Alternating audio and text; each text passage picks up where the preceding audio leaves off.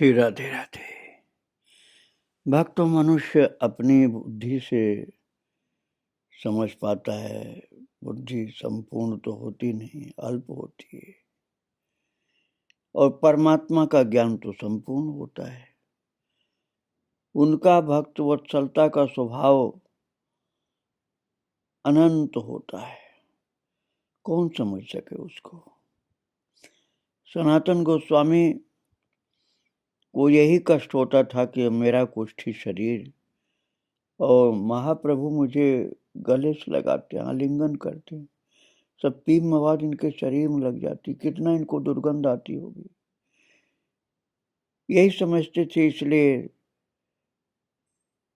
वृंदावन आने को पहले तो मरने को ही तैयार थे। महाप्रभु ने जब अपनी शपथ खिलाई कि तुम आत्महत्या नहीं करोगे, तो वृंदावन आने को तैयार थे, अर्थात वो जगह छोड़ देना चाहते थे। उनको लगता था कि कैसे सब लोग तो घृणा करते हैं, महाप्रभु कैसे मुझको गले से लगाते हैं। तो महाप्रभु ने कहा हंस करके कि ये जो असल बात तुम सुनना चाहते हो तो कहता हूं, मैं ये अभिमान किया करता हूं कि मैं तुम लोगों का पालक हूं, मानो मैं तुम लोगों की माता हूं। ऐसी स्थिति में माता क्या संतान की किसी बात को बुरा समझती है? संतान की लार इत्यादि माँ के सारे शरीर से लगती है, इससे क्या माता को दुख या घृणा होती है? बल्कि महासुख होता है। महाप्रभु ने यह भी बतलाया कि तुम्हारी संपूर्ण दुर्गंध खत्म हो गई जिस बार मैंने तुमको पहली बार जब आलिंगन किया था, और तुम्हारे शरीर में सुगंध की सृष्टि हो गई, किंतु इस बात को तुम जानते नहीं। तब हरिदास बोले, प्रभु वो जो भी हो, तुम्हारे गहन हृदय को हम बिल्कुल नहीं समझ पाते हैं, हमारी समझ के बाहर हैं आप। किस पर किस लिए कैसे कृपा करते हो, हम लोगों की बुद्धि के परे है। वासुदेव तुम्हारे लिए अपरिचित था, उसके शरीर में जो कुष्ठ था वह अति भयंकर था। उस गलित कुष्ठ से उसके अंग में कीड़े पड़ गए थे। उसे केवल एक बार दर्शन देकर और आलिंगन करके परम सुंदर बना दिया आपने। इधर सनातन तुम्हारे, ये कह करके हरिदास नीरव हो गए। मन में सोचे बोलना ठीक नहीं है कि इतना दिन से तुम्हारे साथ तुम्हारा आलिंगन प्राप्त कर रहे हैं और ये निर्मल क्यों नहीं हुए। मन में ये था, लेकिन ये बोल नहीं पाए हरिदास जी। हरिदास ने इतने दिनों बाद बड़ी कुशलता से अपने मन का भाव व्यक्त कर दिया। प्रभु स्वयं भगवान हैं, जो इच्छा कर सकते हैं। सनातन उनके प्रिय हैं, यहाँ तक कि सनातन की देह उनकी अपनी है, बार बार कह चुके हैं। ये भी कहा है कि उनके द्वारा वे अनेक कार्य करेंगे। उस देह को वे अनायास अच्छा कर सकते हैं, फिर करते क्यों नहीं? ये सब हरिदास मन में सोचते थे। अब साहस करके प्रकारांतर से प्रभु को कह दिया। उन्होंने भले ही यह बात कह दी, किंतु सनातन ने अपनी पीड़ा दूर करने के विषय में कोई भी बात भाव से या भंगिमा से आज तक प्रभु से नहीं कही। देख लो भक्तों, आज तो हर आदमी साफ बोल देता है अपने गुरु से, भगवान से, कि हमारा कष्ट दूर करो। सनातन ने कभी संकेत से भी नहीं कहा। तुम मैं इस कुष्ठ रोग से आक्रांत होते भगवान को सामने देखकर पहले यही कहते, प्रभु पहले मेरा रोग ठीक कर दो, बाद में और बात। सनातन की जगह कोई होता तो यही बोलता। जब हरिदास ने स्पष्ट शब्दों में सनातन के लिए कहा, तो प्रभु की समझ में जरा भी आया या नहीं आया, कुछ पता नहीं चला। अर्थात वासुदेव नाम का कोई अपरिचित व्यक्ति गलित कुष्ठ से पीड़ित था, उसे आलिंगन मात्र से उन्होंने ठीक कर दिया था। इधर सुपरिचित सनातन पर वैसी कृपा नहीं की। ये सब बातें उन्होंने समझी या सुनी, ये उन्होंने हरिदास या सनातन को पता नहीं चलने दिया। उन्होंने पहली बात को ही लेकर कहा, भक्त की देह अप्राकृत होती है, उसे मंद स्पर्श नहीं कर सकता। फिर बोले, सनातन की देह में ये जो व्याधि है, इससे श्री कृष्ण ने मेरी परीक्षा ली है।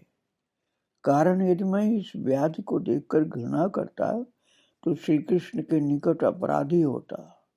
फिर सनातन से बोले, तुम दुखी नहीं होना, मैं तुम्हें आलिंगन करता हूँ, इसका कारण यही है कि ऐसा कर मुझे बड़ा सुख मिलता है।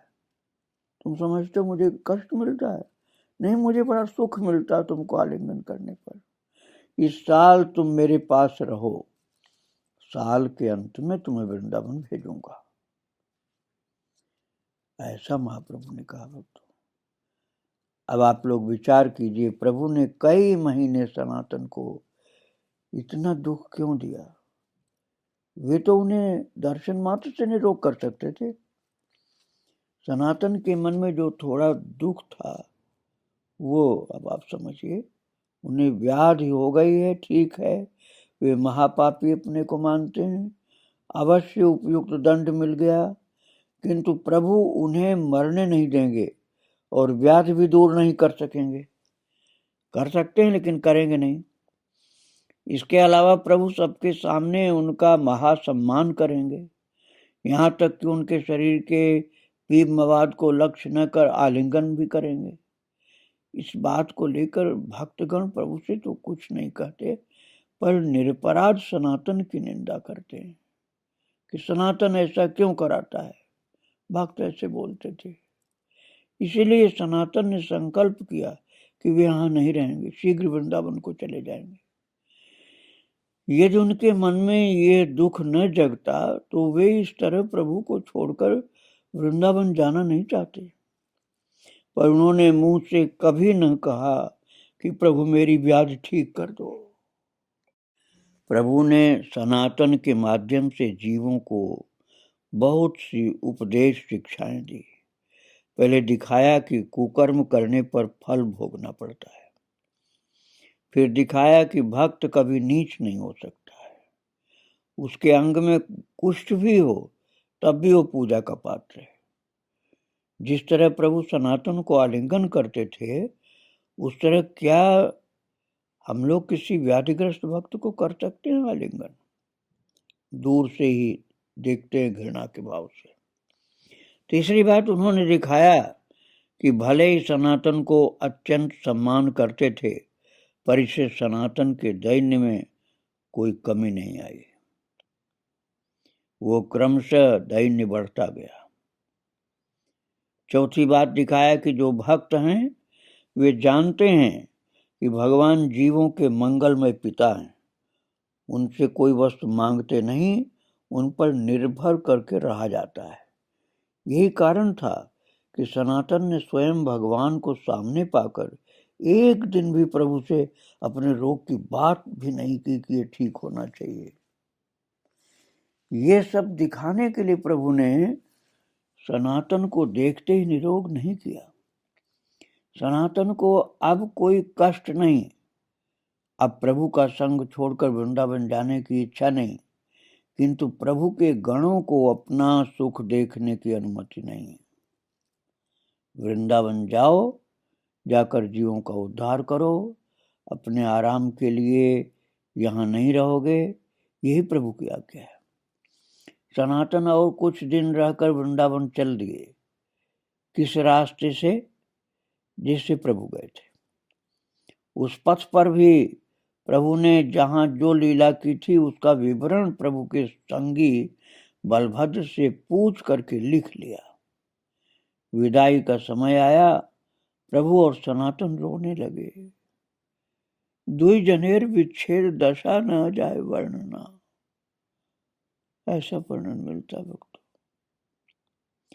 इस वियोग से प्राण निकल रहे हों, फिर भी प्रभु की क्षमता नहीं कि सनातन को रख लें, और सनातन की भी क्षमता नहीं कि रह जाए। कारण ऐसा करने से जीवों का उद्धार नहीं होगा। अतः गौर भक्त का कर्तव्य है कि जीवों के सुख वर्धन के लिए जीवन यापन करें। सनातन के वृंदावन जाने अर्थात वृंदावन आने के बाद श्री रूप गौड़ से वहां पहुंचे। इसके बहुत बाद उनके कनिष्ठ भाई अनुपम के पुत्र श्री जीव, जिन्हें वे राजपाट सौंप आए थे, देश में और नहीं रह सके। उन्हें भी वैराग्य हुआ और वे भी वृंदावन दौड़ पड़े। पहले सनातन, सनातन के बाद रूप, रूप के बाद श्री जीव वृंदावन के कर्ता हुए। इस गोष्ठी ने वृंदावन का पुनरुद्धार किया। जो वृंदावन केवल जंगल ही जंगल था, जहां प्रभु के दूत लोकनाथ और भूगर्भ पहले पहुंचकर ये नहीं खोज पाए कि रासस्थली कहाँ है, वह स्थल क्रमशः साधुमय हो गया। इनमें से एक एक साधु भुवन पवित्र करने में सक्षम थे। महाराज, आज हम कल्पना भी नहीं कर सकते कि सनातन और रूप कैसे आए थे, वृंदावन में कैसे रहे थे। आज हमको कितनी सुख सुविधाएं चाहिए, उसके बिना हम नहीं रह पाते। और श्री सनातन और रूप दोनों भाई कंठा करुआ को संबल बना के वृंदावन आए थे। कंठा अर्थात गुदड़ी और करुआ अर्थात मिट्टी का बर्तन। और वृंदावन में आकर देखते हैं कि वृंदावन में स्थान के अलावा और कुछ नहीं। यहाँ कोई भी प्रबंध किसी तरह का नहीं था, जंगल था। मुसलमान दस्युओं के उत्पात से ये पवित्र स्थान चौपट हो गया था। डाकू लोगों का जमा, ये मुसलमान मुगल काल का टाइम था, तो मुगल काल में डाकू की तरह से हो गए थे मुसलमान। भद्र लोग नाम को नहीं, कोई देवालय नहीं, एक भी मंदिर नहीं। गोपेश्वर स्थान और शिवजी भले थे, लेकिन मंदिर तो वो भी नहीं था। तीर्थ स्थान का कोई चिन्ह नहीं। जंगल में गोपेश्वर जी को कौन देखता है, कोई यहाँ आता ही नहीं था भय के मारे। रहने वालों के नाम पर हैं केवल वनवासी लोग, जिनके पास विद्या, बुद्धि, धन, धर्म कुछ भी नहीं था। इस उजड़े वृंदावन का उद्धार करने को प्रभु की आज्ञा है। उस आज्ञा का पालन करें, ऐसा धन जन कुछ भी उन दोनों के पास नहीं था, न रूप के पास न सनातन के पास। थी तो केवल प्रभु प्रदत्त शक्ति। इसी ने धन जन से अधिक सहायता की उन लोगों की। उनका वैराग्य भी ऐसा कि माया ममता से आबद्ध न हो जाएं। इसलिए दोनों भाई एक स्थान पर नहीं रहते थे। एक वृक्ष के नीचे दो रात भी नहीं, एक रात, दूसरी रात दूसरे वृक्ष के नीचे चले जाते। उस वृक्ष के प्रति ममता हो गई तो, अर्थात एक वृक्ष के नीचे एक ही दिन रहना, अगले दिन दूसरे वृक्ष के नीचे। और शीत में, वृष्टि में वृक्ष तले वास, जाड़ा हो चाहे बरसात हो रही तो पेड़ के नीचे उपवास करते, पर भिक्षा को न जाते। इतना तो जानते थे कि गीता के श्लोक में श्री कृष्ण ने कहा है, क्या कहा है वो सब जानते थे। उन्होंने कहा है कि जो व्यक्ति मुझ पर निर्भर रहता है, मैं उसका भोजन अपने कंधे पर रख करके लेकर चलता हूँ, सिर पर रख कर चलता हूँ लेकर। योगक्षेम वहां में अर्जुन ने थोड़ी ज्यादा समझदारी दिखाई। ये अर्जुन की बात नहीं है भक्तों, एक दूसरे भक्त की बात है। कुछ लोग अर्जुन बताते हैं उनका नाम, और गीता पंडा भी बताया जाता है। काट दिया था श्लोक को। उन्होंने सोचा मैं वाहन करके ले जाता हूं, ये कभी नहीं हो सकता। कृष्ण अपने सुकुमार कंधे पर अन्न वहन करके क्यों ले जाए, ये क्या अच्छी बात है? भक्त ऐसी बात कैसे लिखे? तभी भक्त प्रवर ने श्लोक काट दिया था। और वहन करता नहीं, करा कर ले जाता हूँ, ऐसा उन्होंने समझा था। प्रभु बोले, अच्छा तुमने शायद मेरा पद ऊंचा कर दिया। मेरा ऐसा भक्त जो मुझ पर निर्भर करके उपवास करता, मैं उसके लिए भोजन ले जाता हूँ। इसमें जो सुख है उसे अन्य को देकर मैं वंचित क्यों होऊंगा। तभी श्री कृष्ण ने ये लीला की थी। भक्तों, श्री कृष्ण का यही स्वभाव है। ऐसी स्थिति में रूप सनातन भूखे क्यों रहेंगे।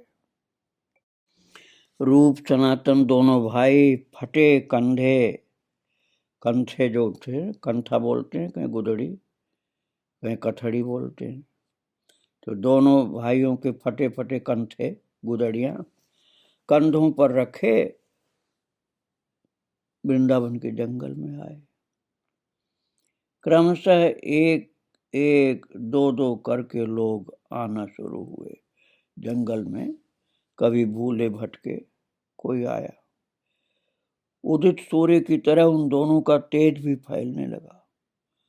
अन्य में स्वयं सम्राट अकबर उनके दर्शन करने भी आए। महाराज अकबर सिर्फ आए ही सो नहीं, भारतवर्ष के उन दुर्दांत प्रतापी सम्राट ने उनके चरणों में शरण ली। अकबर ने धन देना चाहा। सनातन बोले, हम लोग कृष्ण के दास हैं, हमें धन का क्या अभाव।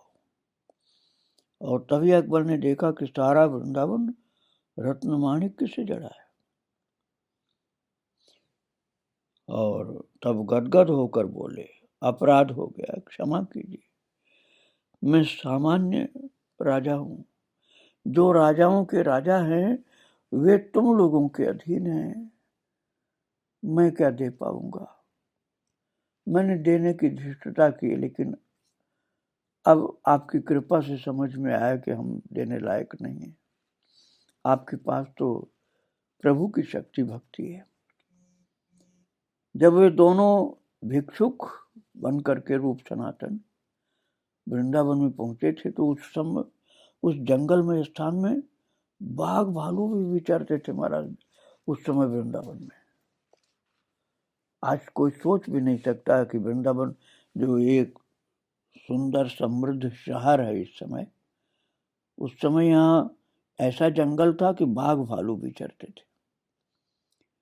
फिर धीरे धीरे धीरे धीरे भक्तों में जागृति आई, लोग आना शुरू किए और मंदिर भी बनना शुरू हुए।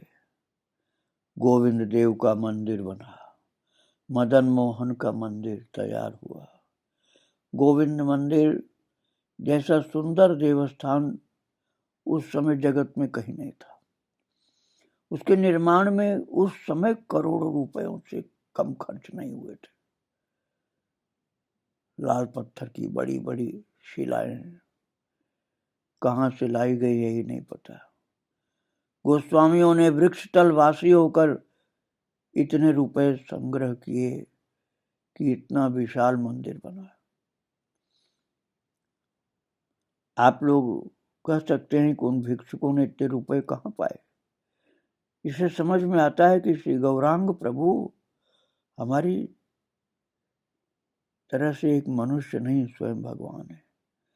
स्वयं उनके अलावा इतनी शक्ति और किसमें संभव है कि उस समय जंगल में जहां कोई आने को डरता था, इतना धन आया कि इतने बड़े बड़े मंदिर बने। उन्होंने कहा, सनातन वृंदावन जाओ, जाकर उसका उद्धार करो।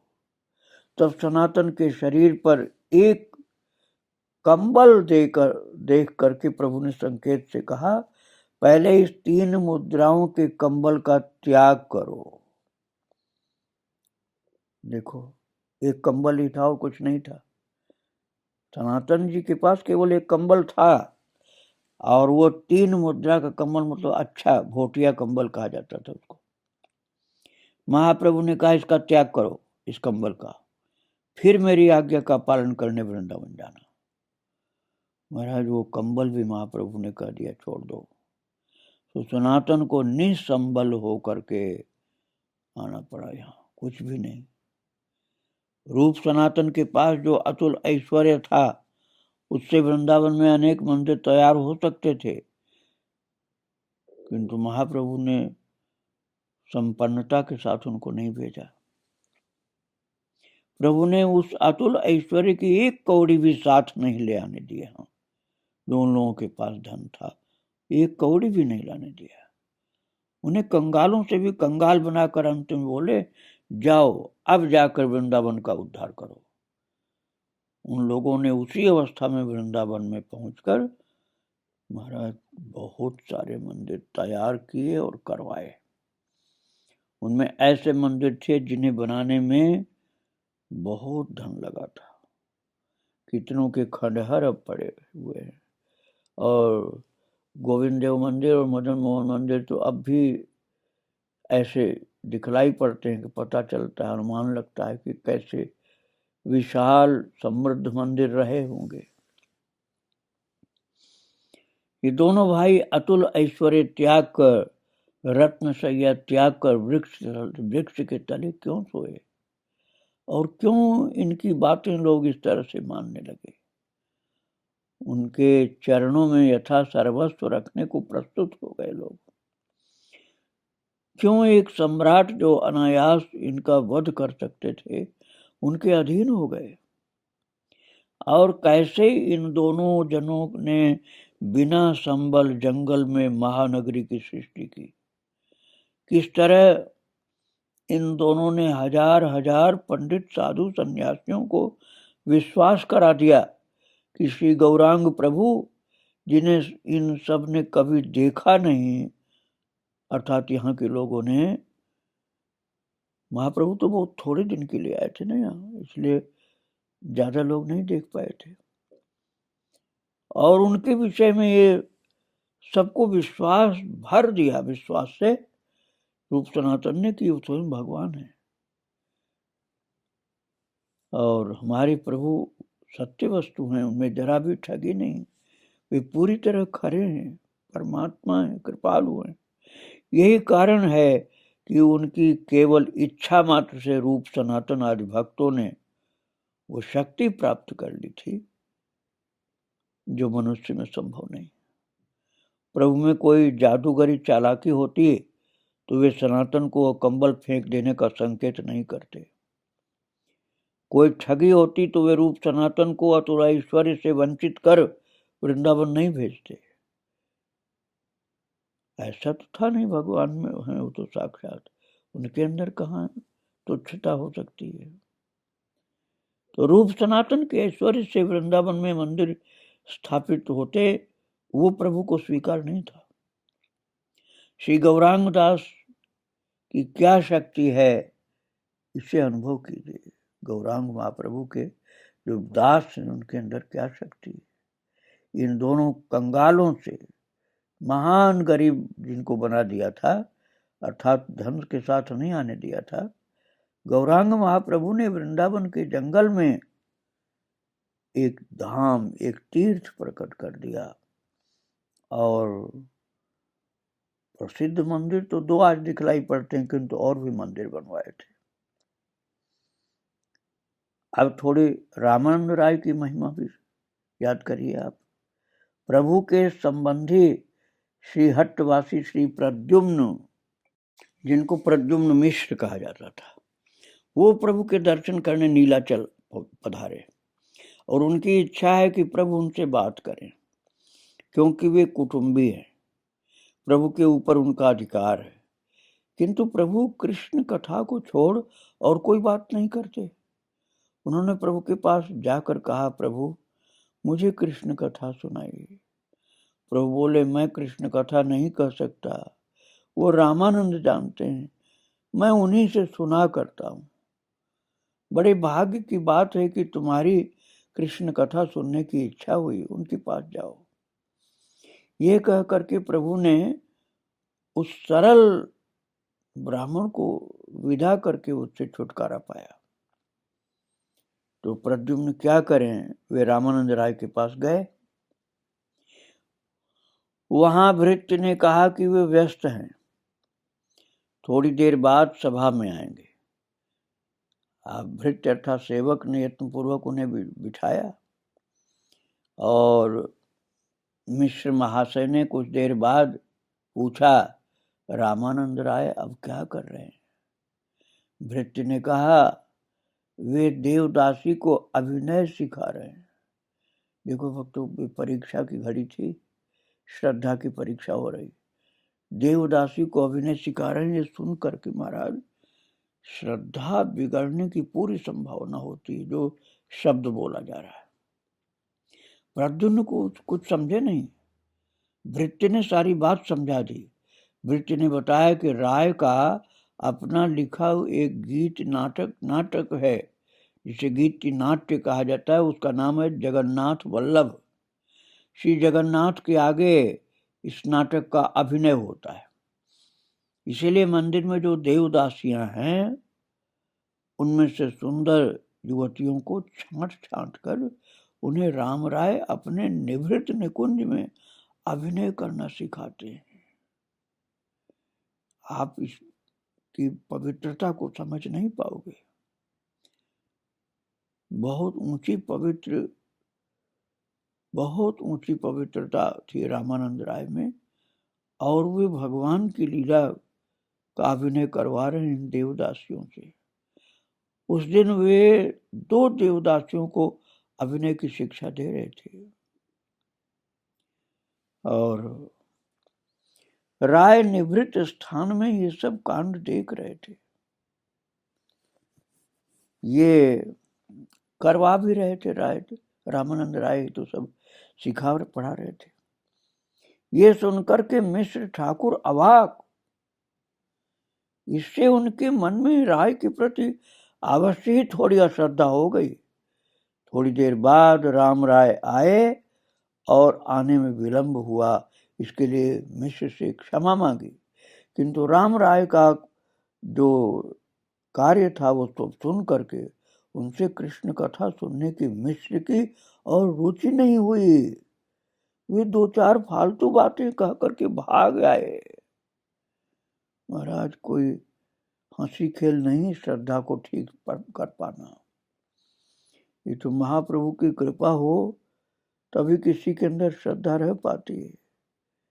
इस बात को, इस चरित्र को आगे मैं फिर आपको सुनाऊंगा।